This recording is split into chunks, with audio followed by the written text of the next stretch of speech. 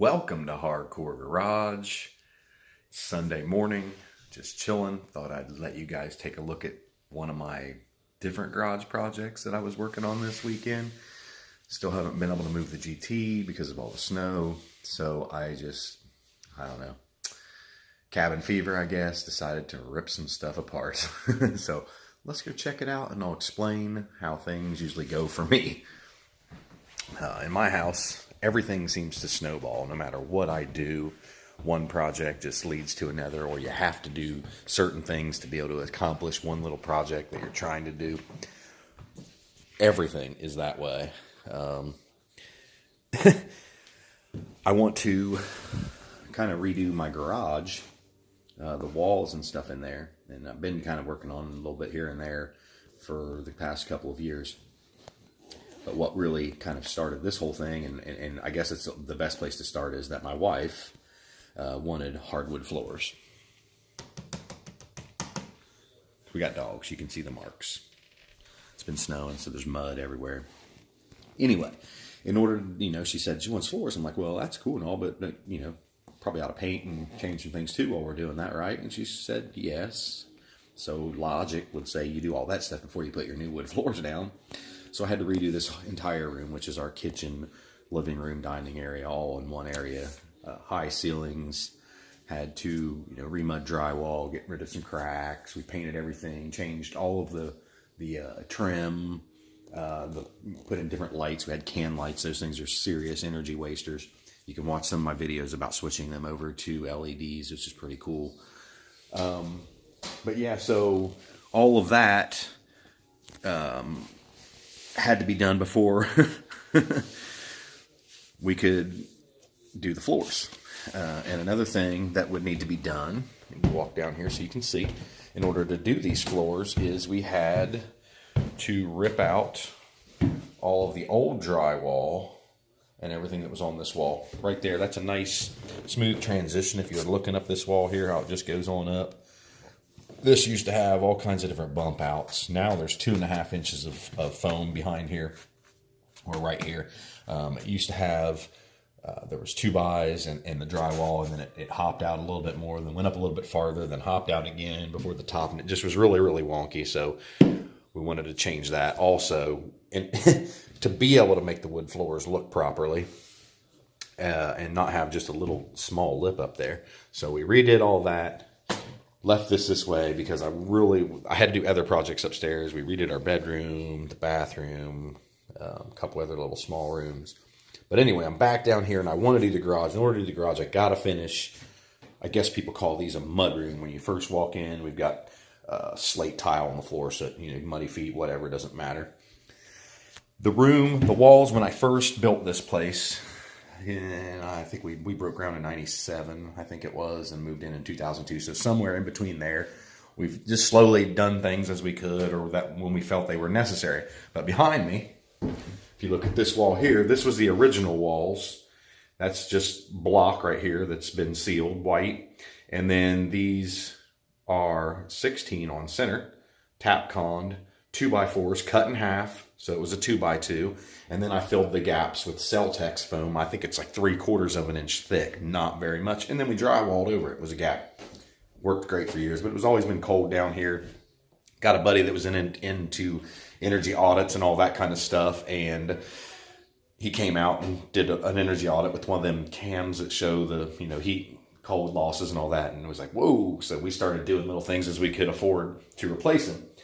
This was crap. So what we do is we rip all of this off right here. Every one of these is going to be ripped off. And we glue 4x10 sheets of white foam, which you can't see. It's behind. These ones behind me here. But we'll glue all that on. I'll have to do some weird stuff here around the opening for the trim and all that. But I'll figure all that out. And I'll let you guys see that when I do figure it out, so you could figure out how to do it on your garage if you wanted to. It's called foundation sealing is basically what this is. It's not a basement. I mean, it is, but it isn't. My basement is above ground. Most people's basements would be in the ground or partially in the ground for this kind of design of a house. But we excavated it completely out, so there is no dirt or earth touching our walls. It is 10 foot high. Anyway, back to this here. We glue 4x8 sheets on there. Then we come back and we start gluing. I think they're 21.5s in between. If you get enough of them, you can get them pre-cut down to that. I had to buy a whole block of their foam. A place called Wayne's Building Supply that's a local to us. And you would start your 2x4s, Tapcon one to the wall over the 1-inch foam. And then you put your 2.5 in between. And then your next piece of wood, like what we have over behind here. So essentially, I believe it's like an R14. I mean, you do not feel any transfer here. It's strange, and there probably is a different way. Maybe you can come up with it or whatever. But the only place that you can feel a little bit of cold from the 2x here. There's only an inch of foam behind it. But that little screw right there is where you get all of your cold transfer, or Tapcon, going all the way into that block wall. It's not much, but I'm sure that when you do one of those cams, you'll see those little cold dots right there. So it's kind of an interesting fact. All right, let's move on into here, and you guys can see behind these stairs that I was just on. I'm not even going to go in there right now, but the rooms go over this way, and it makes a big square, blah, blah, blah. There's the foam that's on the walls also. Wraps all the way around. GT behind me. You can see right there behind me is where it ended. That was as much as I had the first time. So I bought all the foam. This is the 1-inch here. There's 11 sheets of that. I don't remember the math. I know that's at least enough to do that area that I just showed you in there. And this entire wall from there all the way. Whoops, where's the corner? Right there is the corner to there. So I should at least be able to do that. And then if you look over there, there's the 2.5 inch. Which I had left because, like I said, I had to buy a whole block in order to get it cut specifically to what I wanted.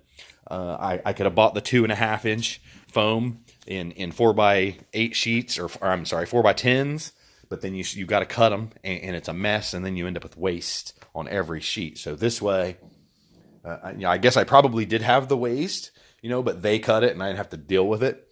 So I thought that was a way better deal. Anyway, we're going to rip all of this crap off the wall. Crap, collectibles, whatever you'd like to call it. S10 memorabilia. All of that stuff is coming off the wall. Benches, toolbox, all this. Everything down through here has got to go down to there. And then we'll do all that insulation. I'll make some videos showing you the exact steps of how we did it. If you guys have suggestions, how you would do it, how you think it would be better. The Tapconing of the wood is one of the only things that I don't really like, but I don't think that if I just glued it up there that it would hold drywall. And I'm not going to drywall that, so maybe that is it. I don't know. Where we want to use like slats of 5, 6, 7 inch wide wood or whatever to go in through there. But yeah, so I'll keep you guys up to date on everything that we're doing. You'll see this. The only thing that I can say is going back up on that wall is that truck for sure, and it will be a full-size mini truck. Not full-size, but kind of an anomaly there, right? But that's what's going back up on that wall. And we'll let you guys in on it when I do it. Enjoy the weekend. I do have one more video to make for you guys for the 1,000 subscriber contest. I'll get it done today sometime. Hang with me, guys. I got you. Keep on trucking.